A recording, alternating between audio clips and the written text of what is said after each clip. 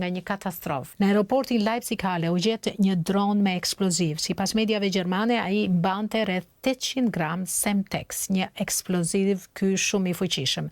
Dronin thuhet se e para se ish një shofer autobusi, i cili e largoi nga vendi ku kishte rënë dhe më pas njoftoi autoritetet se ky rast është kaq serioz. Leipzig-Halle nuk është një aeroport i zakonshëm. Ai është një nyje e rëndësishme logjistike për NATO-n dhe për transportin e ndihmës ushtarake drejt Ukrainës. Dhe nuk është hera e parë që në këtë aeroport ndodhin incidente të tilla. Në vitin 2024 aty janë gjetur edhe disa pako të kompanisë postare DHL me mjete shpërthyese. Sipas prokurorisë, mendohet që pas tyre qëndron inteligjenca ruse.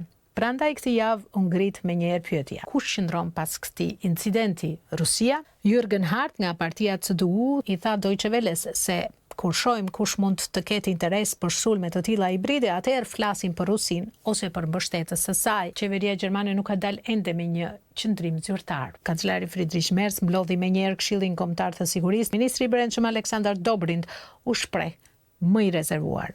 Kemi të bëjmë me një garë armatimi ku mund të jenë të përfshira edhe fuqitë të huaja, tha ai. Pra nuk dihet ende se kush e ka dërguar këtë dron, por pyetja lind se sa e përgatitur është Gjermania ndaj sulmeve hibride të infrastrukturës së saj. Eksperti i terrorizmit Nikolange thotë se nëse e krahasoj me Ukrainën, Gjermania është prapa në sistemet moderne të zbulimit dhe mbrojtjes nga dronët. Ky ishte një incident që për fat të mirë nuk pati viktima në njerëz, por një sulm që pati viktima ishte ai kundër paradës së krenarisë në Berlin. Dhe një sondazh i kësaj jave tregon se sa e ka tronditur ky sulm opinionin gjerman. Sipas sondazhit Deutschland Trend, 1 në 3 gjerman ka frikë se mund të bëhet vetë viktimë e një sulmi terrorist. 69% e gjermanëve shohin një rrezik të madh nga ekstremizmi islamist, ndërsa 56% nga ekstremizmi i djathtë dhe 50% nga ekstremizmi i majt. Një tjetër shifër tregon edhe më shumë për atmosferën në vend. 55% thonë se Gjermanisë